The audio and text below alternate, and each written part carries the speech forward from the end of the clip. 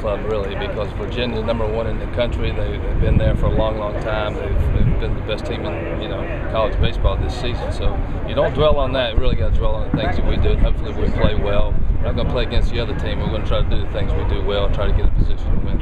Are you still looking at Colby to get the ball tomorrow? Yes.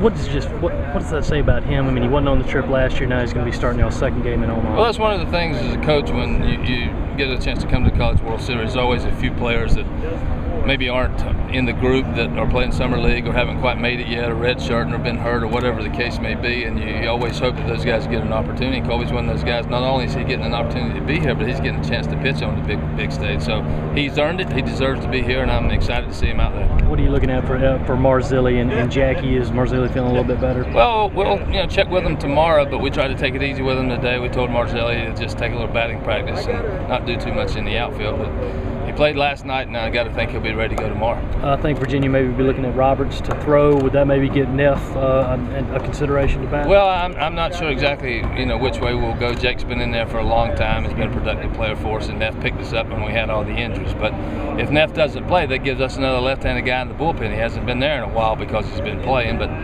he threw a short pin today, and he says it feels pretty good. So some more decisions to be made. We didn't, we had to make some decisions for a while because we had some adversity. Now we got a couple of extra players, so it's a good thing. Is Jackie Bradley Jr. going to be in the lineup tomorrow night? It appears that he will be. He seems to be very comfortable physically. The bat's looking a little bit better every swing he takes, so I expect him to be there. You enjoying this winner's bracket stuff? Well, actually, I have. It's been, after the 4 runs in the first yesterday, I'm thinking, well, this is uphill all the way, and it really was uphill. We scored, we tied it, but we were able to scratch one in the ninth to win the game, so it was a good day for us. Extra loose out here? Is that how you would describe these guys, or just normal? I'd say it's very normal.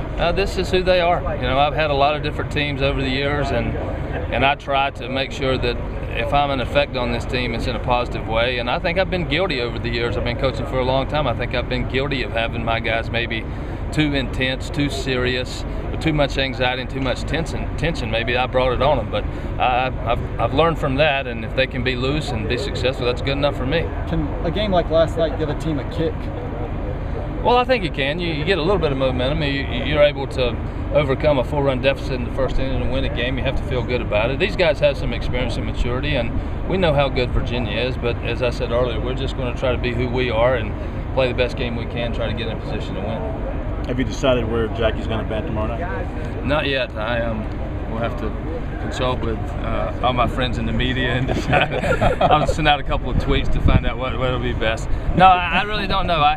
Last night I tinkered with it. I went back and forth, and I settled on the 9th hole, just the fact that he hadn't been there in a while, and I didn't want him to feel like in the middle of the order he had to be something special. So hopefully it took a little bit of pressure off of him. But if I ask him, he'd say, hey, move me up, I'll be fine. So I don't know. I'll take a look at it and hash it out a few times and come up with something. Anything else in the lineup, like Matthews or Brady Thomas, or anything else you plan to? Well, I don't think Brady's going to be able to catch. He obviously feels much better because he's had some rest, but he doesn't move very well back there. And Barry's been playing well, so we'll probably keep that the way it is. But Matthews still is in the back of my mind, and Neff. But as I just said a couple of minutes ago, Neff could be in the bullpen if we don't use him.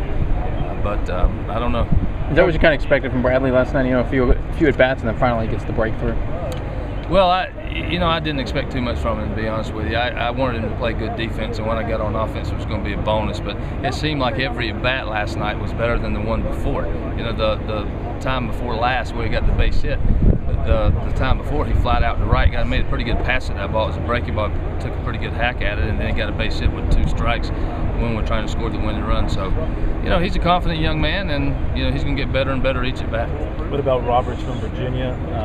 Big, tall right-hander. What do you know about him? Well, Virginia has a stable. They have a stable of pitchers, and that's why they're where they are. Although they have a great team, they're #1 in the country because of their pitching staff. And Will Roberts, he pitched a no-hitter earlier in the year. He's very good. I saw him on tape a little bit. They're going to come at you. They can mix and match with their changeup and breaking balls. They're very, very good. So you're going to have to be able to push some runs across, get some on, get them over, and try to get them in. It's not going to be an easy task getting runs against that staff. What are you expecting from Colby? Well, he's got to throw strikes too. We're going to probably have to pitch inside a little bit more against Virginia, but it's a big ballpark. He might be able to get away with a couple of fly balls. The home run has kind of been his nemesis over the year, and this park sort of is ideal for Colby. He gets some fly balls, and but he's earned this start. He's mature, he's composed, and he's had a good year for us. You with Colby and really with Forrest, you don't hesitate to go to the bullpen early in their starts, at least most recently. So will you be in that mindset tomorrow night? Early trouble means you're going to go quick in the bullpen? Well, we are. We're not going to change anything. Normally, we've been able to do that because Michael Roth has been out there for 7 or 8 innings the day before. So we've had a rested bullpen. We had that option.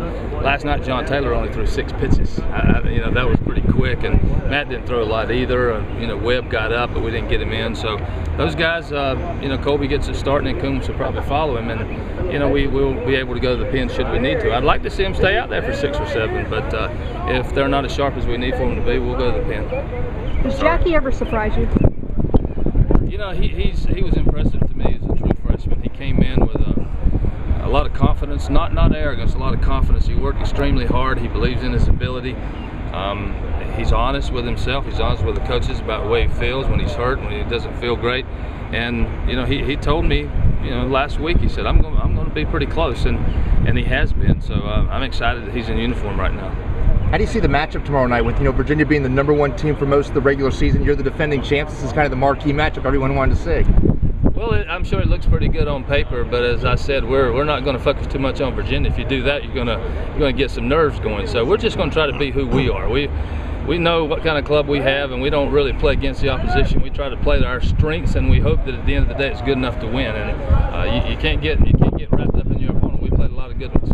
What kind of offense is Virginia got? They don't hit a bunch of home runs. Well, they don't play in a park that's conducive to home runs at UVA, so they're very familiar with the kind of surroundings we have here in Omaha at the new stadium. But they can produce runs. They can steal some bases. They'll hit and run. They're opportunistic. That's who they are. I've watched them a lot, seen some TV games, some footage. They're very, very good.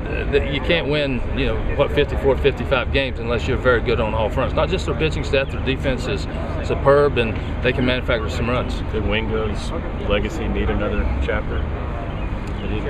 That was impressive. That was a great game for him, and we needed for him to have that kind of game for us last night. It's great to see from somebody that's been in the program for such a long time. It's meant so much to everybody, and as his career is winding down here at the College World Series, that's a fantastic memory. Did you think last year he was on the verge of this offensively? He was good in the first half, and then this year he's just kind of sustained it. Yeah, I kept thinking, as a freshman, it's hard. Number one, this transition is very difficult. And, he was a guy that needed to gain strength. He needed to become a better hitter. And we thought he would in time. And last year seemed to be the breakout year, and then it kind of fell apart for him a little bit. But he has maintained it this year. And I think because he's stronger than he ever has been. The weight room has finally paid off for him. And I think that's the kind of player he needs to be. He's always brought the energy and the enthusiasm to the game, but he's stronger than he ever has been, and has paid dividends for us and for him offensively. What's he meant specifically in that 2-hole? Just always on base and production there. He's the epitome of a 2-hole hitter. He'll take a walk, he'll get hit by a pitch, he'll move a runner, he'll sacrifice bunt, he'll bunt for a base hit. He's the guy that is the consummate team guy. That's the kind of guy you got to have in the 2-hole. A very unselfish player that's team oriented.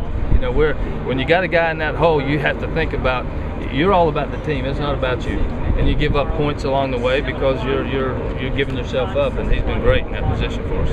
They might have asked you, but do you have a feel for you make a change at DH tomorrow? I don't know.